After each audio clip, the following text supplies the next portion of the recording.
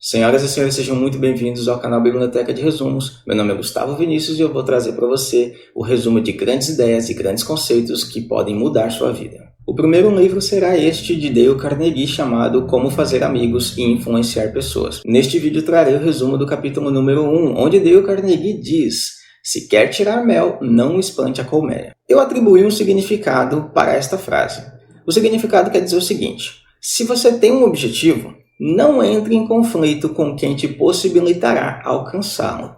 O Dale Carnegie traz nesse primeiro capítulo a importância de você conhecer a natureza humana. E ele apresenta a frase de um psicólogo famoso chamado Hans Selye, que diz o seguinte: com a mesma intensidade da sede que nós temos de aprovação, tememos a condenação. É muito importante que você conheça esse traço da natureza humana, que é o fato de que todo ser humano gosta, precisa, busca intensamente uma aprovação, uma validação, e na mesma intensidade ele foge, ele teme a condenação.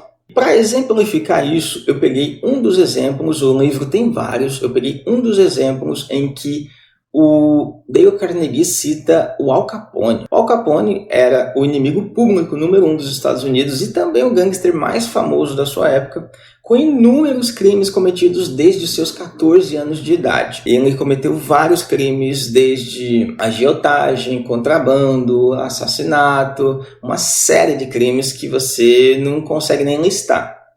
E ele disse o seguinte acerca de si mesmo: eu passei os melhores anos da minha vida proporcionando os mais verdadeiros prazeres ao povo, ajudando-o a se divertir, e tudo que consegui com esse meu gesto foram insultos e a existência de um homem caçado.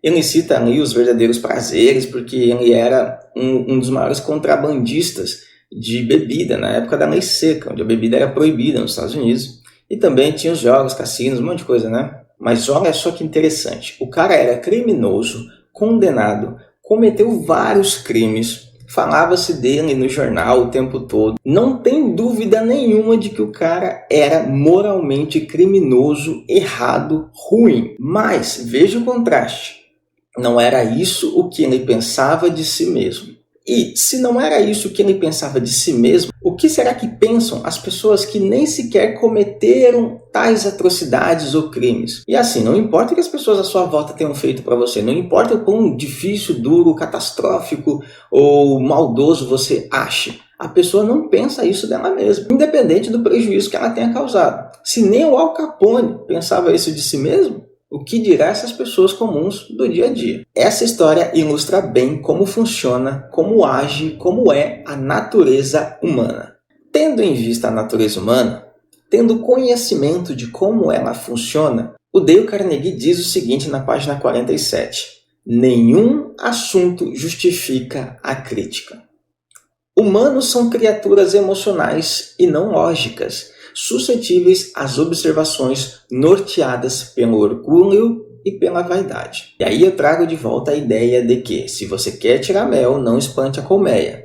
Ou seja, se você tem um objetivo, não espante, não fira, não afaste aquele que vai te possibilitar alcançar esse objetivo. Então, se os seres humanos são criaturas emocionais, não adianta você apresentar a razão, a lógica para essa pessoa. Quando você está trazendo uma crítica, não importa se você tem razão ou não. Olha só o que Dale Carnegie diz na página 39. A crítica é fútil porque coloca o homem na defensiva, ou seja, espanta a colmeia.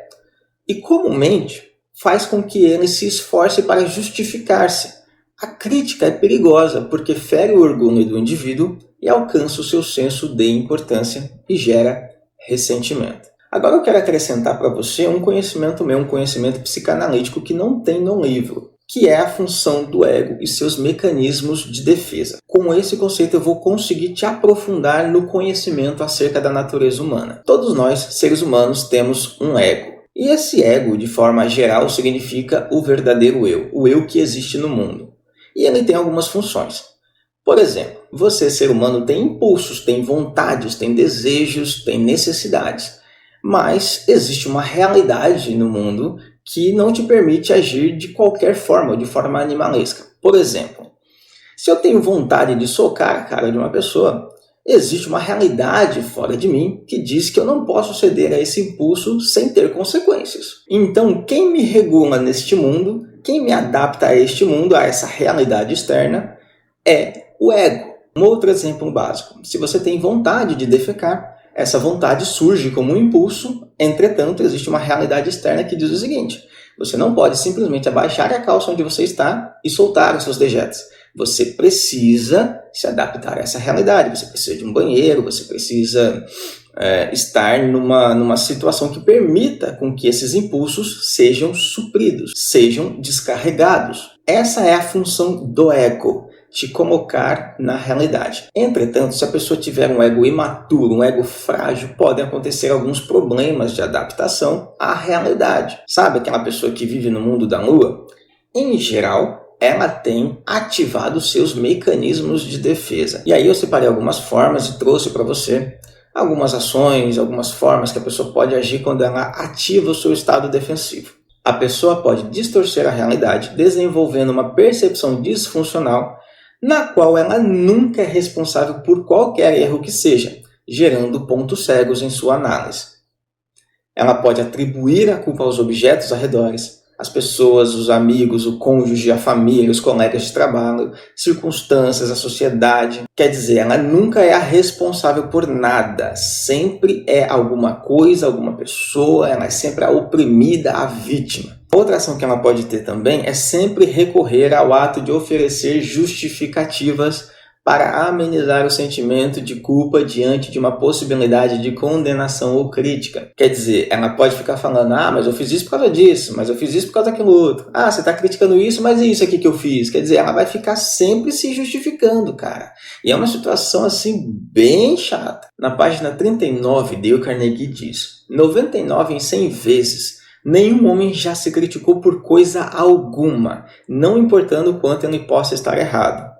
Estar certo ou estar errado não faz diferença alguma na natureza humana, lembra disso. O ressentimento que as críticas geram podem desmoralizar os empregados, os membros de uma família e os amigos, e ainda assim não melhorar a situação que tem se condenado. Quando você se põe a criticar uma pessoa, qual é o objetivo?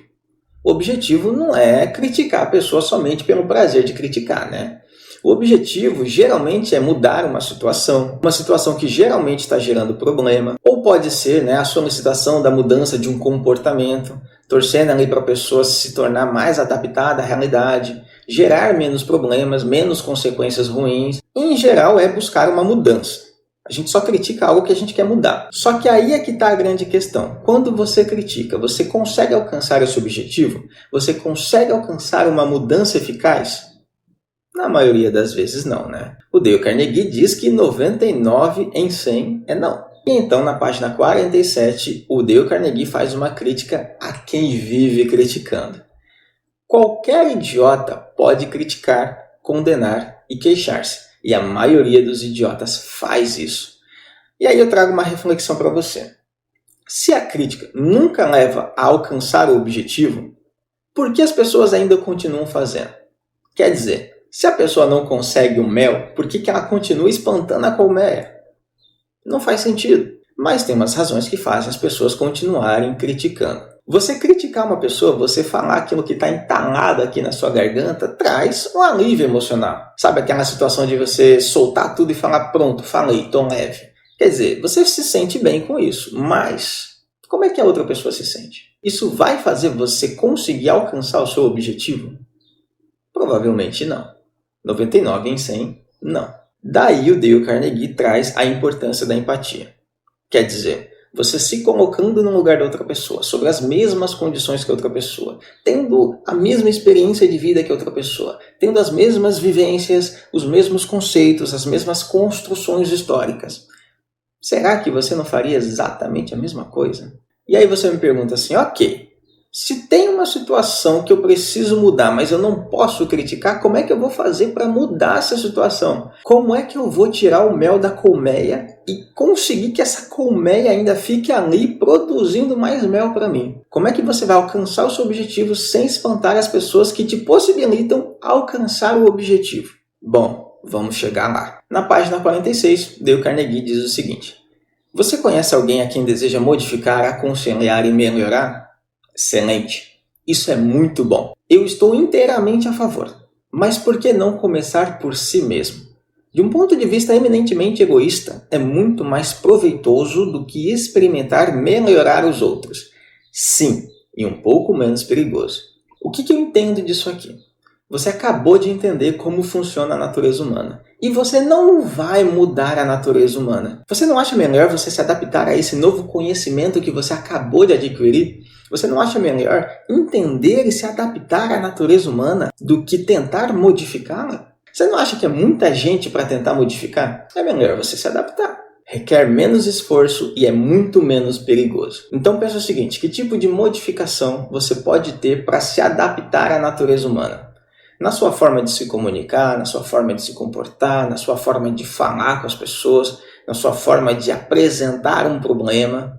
Porque a crítica não resolve, a condenação não resolve e a queixa também, a própria reclamação em si também não resolve. Eu vou apresentar para você um exemplo que o Dale Carnegie traz que é muito eficaz. No livro existem vários exemplos e eu recomendo a leitura, mas eu vou trazer um aqui. Um coordenador de segurança de uma empresa de engenharia responsável pela fiscalização tinha que garantir que todos os funcionários usassem capacetes no trabalho. Então ele chegava para os funcionários e dizia o seguinte: você tem que usar o capacete, é norma, é regra do estabelecimento, é regra da empresa, você tem que usar por questão de segurança, de uma forma assim, bem incisiva, bem autoritária. E o que acontecia era que os funcionários colocavam o capacete naquele momento, mas assim que ele se retirava, virava as costas, os funcionários tiravam o capacete. Quer dizer, ele não alcançava o objetivo pretendido. O objetivo não era que os funcionários usassem o capacete somente enquanto ele estivesse vendo, e sim na jornada de trabalho completa. Então, percebendo que essa forma de abordagem não funcionava, porque ela era muito crítica, inclusive, e as pessoas se defendem da crítica, elas entram no estado defensivo, ele decidiu fazer uma outra abordagem. Num belo dia, ele chegou aos funcionários, no qual eles também não estavam usando o capacete, e perguntou o seguinte: vocês acham o capacete confortável? O tamanho dos capacetes está bom para vocês? E o design? O que vocês acham? Vocês acham ele bonito, bem projetado? Vocês se sentem confortáveis? Vocês se sentem bem utilizando? E aí os funcionários foram dando respostas, entendendo que a opinião deles importava nesse sentido. Aí então ele começou a apresentar razões para os funcionários, dizendo que o capacete era feito pensando no bem deles, na proteção deles, que eles eram importantes para a empresa, que a empresa queria muito manter a segurança deles, porque não queria que nada de ruim, nada de mal acontecesse a eles, nenhum acidente no trabalho. Quer dizer, ele colocou os próprios funcionários como o centro da ação, como os beneficiários, e não como alguém que tem que seguir a ordem porque é um capacho da empresa. Quer dizer, ele conseguiu atingir o objetivo sem ativar os mecanismos de defesa do ser humano. Ele respeitou a natureza humana. Se quer tirar mel, não espante a colmeia. E esse é o princípio número 1. Não critique, não condene e não se queixe. Finalizamos então o nosso primeiro vídeo e o primeiro conceito de como fazer amigos e influenciar pessoas. Em breve trarei o segundo conceito resumido aqui para você. E caso você tenha em mente algum livro que você quer que eu resuma para você, você pode acessar a minha loja e fazer a solicitação. Você pode clicar aí no card ou no link da descrição. E você também pode adquirir os resumos que eu estou fazendo em PDF na Hotmart. Eu vou mostrar para você que bonitão que está o resumo. Dá uma olhada aqui, ó. Esse resumo aqui do capítulo 1. Para você ter uma noção, o capítulo 1 ele tem 13 páginas no livro original e eu resumi todo o conceito em apenas 2 páginas. E claro, no momento tem apenas um capítulo, mas você paga apenas uma vez e você vai ter acesso ao resumo completo que eu vou atualizando e você vai baixando o arquivo atualizado. E é importante lembrar também que pagando uma única vez você vai ter acesso aos próximos capítulos deste livro e também aos próximos 19 resumos em PDF que eu vou fazer de 19 livros diferentes neste canal. Foi um prazer transmitir conhecimento para você.